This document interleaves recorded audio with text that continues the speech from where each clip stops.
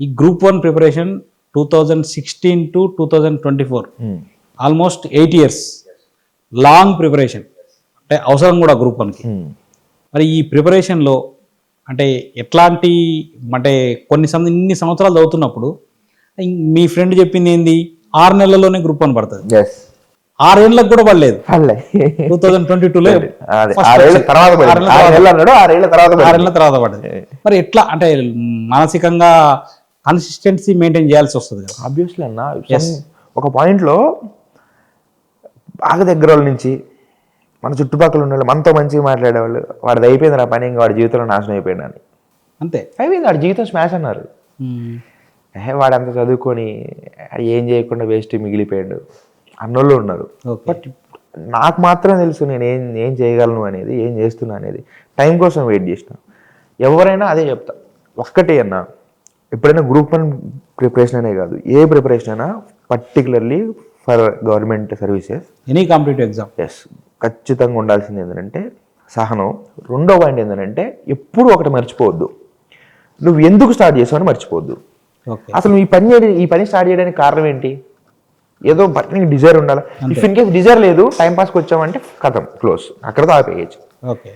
Burning డిజైర్తో ఖచ్చితంగా వచ్చామనంటే everyday, ప్రతిసారి నెలకో 15 రోజులకో 6 నెలలకో సంవత్సరానికో ఎగ్జామ్ పోస్ట్ పోన్ అయినప్పుడో, ఎగ్జామ్ క్యాన్సిల్ అయినప్పుడో, లేదా ఎగ్జామ్ ఎప్పుడు పెడతామో చెప్పనప్పుడో, నోటిఫికేషన్ ఇవాళ వస్తుంది రేపు వస్తుంది రానప్పుడు, ఎప్పుడోసారి మనకు అవసరమా ఇది అనిపిస్తుంది.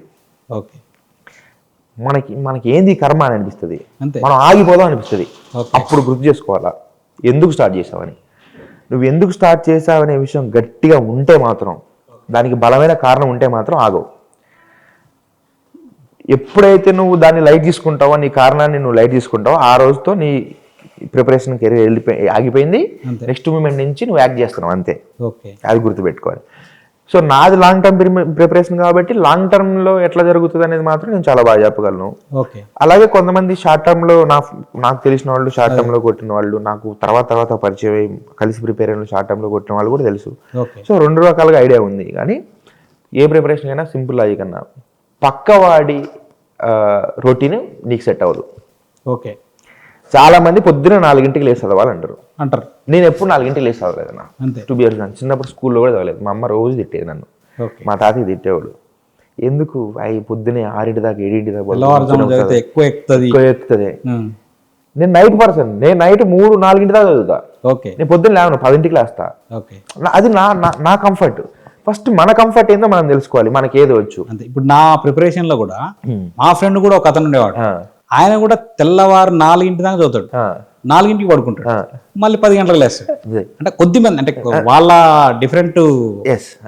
ఎవరికి ఏది కంఫర్ట్ జోన్ అదే. బలవంతంగా 4 లేసి బలవంతంగా 4 చదవాలని రూల్ ఏముంది? నీకు అలవాటు అయితే 4 ఇబ్బంది ఏం లేదు, అది నీ ఇష్టం. కానీ క్వాలిటీ ఇవ్వాల్సింది ఏంటంటే క్వాలిటీ ఆఫ్ టైం. నీ మైండ్ సరిగా లేకుండా, ఫోకస్ చేయకుండా నువ్వు ఎన్ని గంటలు చదివితే ఉపయోగం? అంతే. నువ్వు ఎక్కడో చికాకులో ఉంటావు, ఏదో పంచాయతీలో ఉంటావు, బయటికి పోతే ఒక గొడవ జరిగింది, ఒక పంచాయతీ జరిగింది, ఏం కాదు నేను ఈ 5:30కి సాయంత్రం కంప్లీట్ చేద్దాం అనుకున్నా కదా, ఇది కంప్లీట్ చేస్తాను. నువ్వు బుక్ మీద కూర్చొని నువ్వు మైండ్ అంతా ఎక్కడో పెట్టావు, రోడ్డు మీద పెట్టావు, ఆ బండి గుద్దిన పేద ఎక్కడో పంచాయతీ పెట్టావు. నువ్వు ఈ రోజు ఇక్ష్వాకుల గురించి చదువుతావు. అయిపోయింది కదా, టిక్ పెట్టేసుకున్నావు ఇక్ష్వాకులు అయిపోయిందని. యాక్చువల్లీ ఇక్ష్వాకులు అయిపోయారు, పోయారు, ఎప్పుడో వేరు. ఎక్కడ వేరు? ఆ బండి దగ్గర వేరు. లైఫ్ లో నిన్ను నువ్వు మోసం చేసుకున్నట్టే ఇక్ష్వాకులు నేను కంప్లీట్ చేసినా అని పాయింట్లెస్ ఇంకా. సో నీ మైండ్ ఎప్పుడు రెడీగా ఉంటుందో, ఎప్పుడు ఖచ్చితంగా ఉండదు. అలానే ఎప్పుడు నాకు మైండ్లో రోజుకు 1 గంట రెడీగా ఉంటుంది, అరగంట రెడీగా ఉంటుంది అంటే కుదరదు. రెడీ చేసుకోవాలి. 100 పంచాయతీలు ఉంటాయి, 100 బాధలు ఉంటాయి. పర్సనల్ లైఫే, ప్రొఫెషనల్ లైఫే. నువ్వు ప్రిపరేషన్లో ఉన్నప్పుడు అంటే అది నీదే, ఆ ప్రొఫెషన్ నీదే. అంతే. నువ్వు నీ ప్రిపరేషన్, నీ ప్రొఫెషన్ అంతే కదా. నీ పర్సనల్ లైఫ్ని, ప్రొఫెషనల్ లైఫ్ని ఎప్పుడు కలపొద్దు. నీ పని నువ్వు చేసుకో. తర్వాత రోజులు 24 గంటలు ఉంటాయి, 6 నుంచి 7 గంటలు, లేదా మనిషిని బట్టి 8 గంటలు కూడా అవ్వచ్చు. కొంతమందికి 4-5 గంటల్లో కూడా గ్రాస్ప్ చేయొచ్చు. నీ టైం పెట్టుకున్నావు కదా, మిగిలిన గంటలో బాధపడు. అంతే. మిగిలిన గంటలు 7, మిగిలిన గంటలు ఏదైనా చేసుకో. ఆ టైంకి మాత్రం వేరే పని చేయొద్దు. మరి టోటల్గా ఈ గ్రూప్ 1లో 6 పేపర్స్, ఈ 6 పేపర్స్ సంబంధించి జిస్ట్గా అంటే ఎట్లా ఆ 6 పేపర్స్ని మంచి మార్కులు సాధించాలంటే మెయిన్గా mains oriented, prelims oriented okay, well and good. ఎందుకంటే మనం ఆల్రెడీ ఏది యూపీఎస్సి మీరు ఫిలిమ్స్ రాసినారు, ఆ తర్వాత గ్రూప్ 4, ఆ తర్వాత గ్రూప్ 2, గ్రూప్ 3 ఇవన్నీ కూడా ఎంసీక్యూలు చేయగలిగారు ఫిలిమ్స్ ఓకే. మెయిన్స్ ఓరియంటెడ్లో ఎట్లా ప్రిపేర్ అయ్యారు మీరు, ఎట్లయితే మార్కులు పడతాయని మీకు అనిపించింది? రీడ్ బిట్వీన్ ద లైన్స్ అన్న, సింపుల్ లాజిక్. అక్కడ అక్కడ రాసింది వేరే ఉంటుంది, మనకు అర్థం అవ్వాల్సింది వేరే ఉంటుంది. అక్కడ స్క్రిప్ట్ ఉంటుంది, మనకు అర్థం కావాల్సింది అంటే ఎందుకు, ఎలా. ఎందుకు అనే క్వశ్చన్ వేస్తే ఖచ్చితంగా నీకు ఎప్పుడైతే రీజనింగ్ స్టార్ట్ అవుద్దో, ఓకే ఎందుకు పొద్దుగులు పానిపట్లోని యుద్ధం జరగాలి, ఓకే పానిపట్టు యుద్ధం ఇన్నిసార్లు జరిగింది కరెక్టే, పానిపట్లోని ఎందుకు యుద్ధం జరగాలి, ఓకే సాయంత్రం సాయంత్రం సాయంత్రం ఇప్పుడు మహాభారతం రామాయణం కాలంలో సాయంత్రం అయితే యుద్ధం ఆపేసుకునేవాళ్ళంట. అవును. మరి నైట్ పూటలు యుద్ధాలు వచ్చే గొరిలా యుద్ధాలు ఎందుకు చేయాల్సి వచ్చింది మన వాళ్ళు? హిందూ ధర్మంలో బేసిక్గా హిందూ ధర్మంలో సాయంత్రం అయితే యుద్ధం ఆపేయాలి. కానీ ఛత్రపతి శివాజీని హిందూ హృదయ సామ్రాట్ అంటాం. అవును. కానీ గొరిలా యుద్ధాలు రాత్రిపూట యుద్ధాలు చేసిండు. అవును. ఎందుకు? ఓకే. ఎందుకు చేశాడని తెలియాలి. పానిపట్లోనే యుద్ధం ఎందుకు జరిగిందో తెలియాలి. అసలు మన స్పైసెస్ కోసం, యాలకుల కోసం వచ్చాం. అసలు వాళ్ళకి ఎందుకు అవసరం పడింది స్పైసెస్? వాళ్ళు వచ్చారు కరెక్టే, ఏడకి వచ్చారు, జామేరని అంటాం, ఆయన ఇవన్నీ వద్దు. ఎందుకు వచ్చారు అసలు స్పైసెస్కి? అసలు స్పైసెస్ మన దగ్గర ఉండడానికి కారణం ఏంటిది? జాగ్రఫీ. అంతే. ఇక్కడికే రావడం కారణం ఏంటిది? అక్కడ జాగ్రఫీ. ఈ మధ్యలో ఏం జరుగుతుంది? Trade, economy. ఒక్క చోట అన్నీ ఉంటాయి. అంతే.